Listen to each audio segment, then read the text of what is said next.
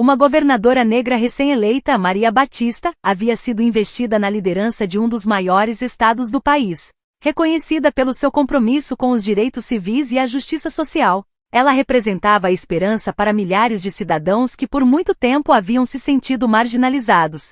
Numa noite, ao sair de um jantar privado organizado por uma associação de caridade, Maria se deparou com um evento inimaginável. Um grupo de policiais, liderado por um agente chamado Carlos Mejia, havia recebido informações de que um suspeito perigoso, envolvido em um assalto à mão armada, estava na área. Na confusão, os policiais acreditaram ter reconhecido a descrição do suspeito em Maria, um erro causado por uma má comunicação e um viés inconsciente. Maria, estupefata, tentou falar, mas suas palavras se perderam no barulho das sirenes e na agitação dos policiais. Ela começou a gritar sua identidade, mas isso só aumentou a tensão. Os policiais, focados na missão, não a ouviram. "Coloque as mãos atrás das costas", gritou Mejia. "Eu sou a governadora", gritou Maria enquanto se debatia, mas já era tarde. Com ela no chão, sua dignidade e autoridade reduzidas a nada em questão de segundos, ela sentiu as algemas se fechando em seus pulsos. Sua equipe de segurança tentou intervir, mas também foi afastada na confusão. Quando chegou à delegacia, levou menos de 10 minutos para que o enorme erro fosse revelado. O chefe da polícia, informado da situação, correu até lá, os olhos arregalados de horror ao ver quem estava algemada na sala de interrogatório. Ele liberou imediatamente Maria, pedindo desculpas de forma desajeitada, enquanto Carlos Mejia, com o rosto pálido, tentava se justificar. Eu sinto muito. Pensamos que... Vocês não pensaram, respondeu Maria com frieza, seus olhos fixando Mejia. Vocês não ouviram. Agiram como se a minha vida não tivesse valor. Maria fez uma pausa, deixando seu olhar cair sobre a assembleia de jornalistas, cidadãos e câmeras apontadas para ela durante sua coletiva de imprensa. Cada palavra pesava no ar. Não foi apenas um erro, retomou sua voz calma, mas carregada de determinação. Foi um reflexo de uma realidade profundamente enraizada em nossa sociedade. Uma realidade onde somos julgados não pelo que somos, mas pelo que representamos no imaginário coletivo. Uma realidade onde a minha cor de pele me tornou invisível, apesar de ser uma das pessoas mais visíveis deste estado. Maria se endireitou, colocando ambas as mãos firmemente sobre o pódio. O que eu quero hoje não é apenas uma condenação deste incidente. O que eu quero é uma mudança radical. Precisamos reformar nosso sistema de cabo a rabo, para que mais ninguém, não só eu, não só os que se parecem comigo, seja tratado dessa maneira. Aplausos irromperam entre a multidão, mas Maria não sorriu. Sabia que palavras, por mais poderosas que fossem, não seriam suficientes. Ela tinha um plano maior, uma série de reformas que, se adotadas, transformariam as relações entre as forças de segurança e os cidadãos. Na mesma noite, em seu escritório, Maria revisou as propostas que estava prestes a submeter à legislatura. Medidas rigorosas sobre a transparência policial, uma nova abordagem na formação sobre preconceitos raciais, e investigações independentes sobre abusos de poder. Ela sabia que não seria fácil. Já tinha recebido mensagens de apoio, mas também de ameaças. Alguns sindicatos policiais se opuseram a ela, chamando suas iniciativas de tentativa de demonizar as forças de segurança. Mas Maria não recuaria. Enquanto contemplava os desafios à frente, um telefonema interrompeu seus pensamentos. Era Carlos Mejia. Após o incidente, ele havia sido suspenso, aguardando a conclusão da investigação interna. Para sua surpresa, ele queria vê-la. No dia seguinte, em uma sala de reuniões austera, Carlos Mejia apareceu, visivelmente afetado. Parecia ter envelhecido em apenas alguns dias. Após um momento de silêncio, ele falou. "Não estou buscando desculpas, governadora", disse ele, olhando para baixo. "O que fiz, não posso simplesmente explicar como um erro. É algo mais profundo do que isso. Agi sem pensar. Reagi a um padrão que aprendi, um padrão que nem sabia que tinha internalizado."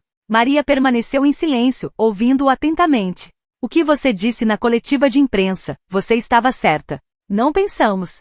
Agimos de acordo com preconceitos que todos nós carregamos, e no meu caso, isso levou a esta prisão injustificada. Não foi só você que traí, também traí o meu próprio juramento de proteger e servir." Carlos deu uma profunda respiração antes de continuar.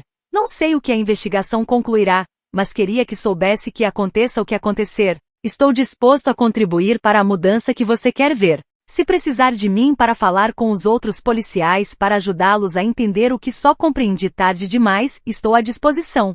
Maria, após um momento de reflexão, acenou com a cabeça suavemente. O que você diz é importante. Reconhecer é o primeiro passo, mas isso não é suficiente. Vou precisar de pessoas como você para me ajudar a convencer os que resistem à mudança. Você está pronto para caminhar comigo nesta batalha? Carlos Mejia assentiu, visivelmente aliviado por poder fazer as pazes. As semanas passaram, e a colaboração inesperada entre Maria Batista e Carlos Mejia começou a atrair a atenção de mais e mais pessoas. Mejia, antes visto como o agente responsável por um erro trágico, tornou-se um símbolo de redenção. Seu papel, agora voltado para a conscientização e reforma policial, ganhou credibilidade quando ele compartilhou sua experiência pessoal e seu desejo de fazer a mudança de dentro. Um dia, durante um evento na frente de uma academia de polícia, Maria e Carlos falaram juntos. Mejia, com uma sinceridade palpável, explicou como sua prisão injustificada da governadora lhe abriu os olhos para os vieses sistêmicos enraizados no treinamento policial.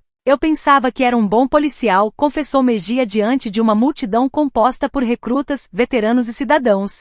Mas naquele dia, descobri que até as melhores intenções podem ser distorcidas por sistemas imperfeitos.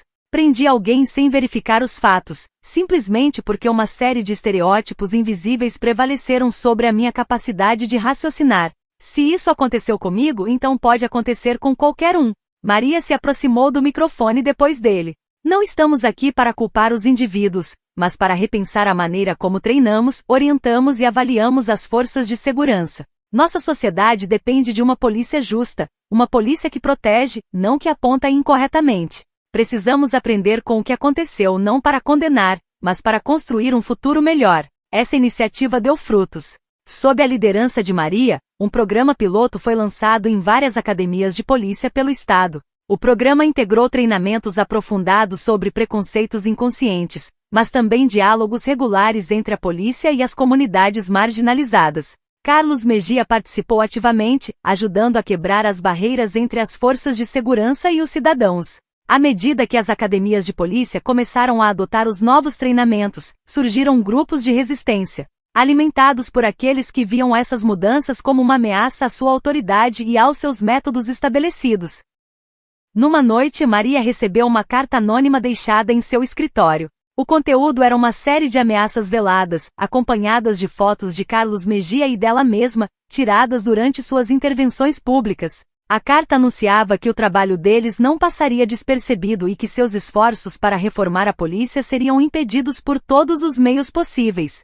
Diante dessas novas ameaças, Maria e Carlos reforçaram sua segurança pessoal e intensificaram sua colaboração para contra-atacar os grupos de resistência. Eles sabiam que esses ataques apenas aumentavam os riscos e estavam determinados a não se deixar intimidar. Maria propôs a criação de um grupo de trabalho composto por representantes das forças de segurança, membros da comunidade, pesquisadores e defensores dos direitos civis para avaliar o impacto dos novos treinamentos e fazer ajustes se necessário. Esse grupo, chamado Comitê pela Reforma e Justiça, se reunia regularmente para examinar o retorno e as sugestões de policiais e cidadãos. Carlos, continuando seu trabalho de conscientização, também assumiu o papel de mediador entre as diferentes partes interessadas. Suas experiências pessoais e sua credibilidade recém-adquirida o permitiram abrir diálogos honestos e às vezes difíceis. Ele organizou sessões de discussão entre policiais e membros das comunidades marginalizadas, visando estabelecer laços de confiança e identificar os problemas específicos que ainda persistiam.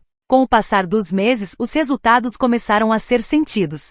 Os primeiros relatórios do comitê indicavam uma redução notável dos incidentes de viés racial nas prisões e uma melhoria na comunicação entre a polícia e os cidadãos. As academias de polícia que haviam adotado os novos treinamentos começaram a ver uma diminuição nas queixas e um aumento nos sinais de cooperação por parte dos recrutas. No entanto, essa melhoria também atraiu a atenção da mídia e de grupos contrários às reformas. Reportagens cada vez mais críticas começaram a surgir, frequentemente alimentadas por informações distorcidas ou por ataques pessoais contra Maria e Carlos. Essas críticas se tornaram às vezes virulentas, questionando não apenas as intenções dos reformadores, mas também os resultados dos novos treinamentos. Para enfrentar esses desafios, Maria e Carlos organizaram uma grande coletiva de imprensa, onde apresentaram dados concretos sobre os progressos realizados e depoimentos de pessoas que haviam se beneficiado das reformas. Eles convidaram especialistas externos para validar seus resultados e discutir o impacto real das novas práticas. Essa transparência e o apoio externo ajudaram a acalmar parte das críticas e a fortalecer a legitimidade de sua abordagem. Apesar dos avanços, o caminho ainda era longo e repleto de obstáculos. As tensões entre reformadores e conservadores continuavam, e Maria e Carlos precisavam continuar a navegar num clima de desconfiança e resistência. Mas a perseverança deles e o compromisso com a justiça começaram a influenciar lentamente o clima geral. E o exemplo deles inspirava muitos outros a apoiar iniciativas semelhantes em outros lugares. O trabalho de Maria e Carlos estava longe de terminar, mas cada sucesso, por menor que fosse, era uma vitória no caminho tortuoso da reforma.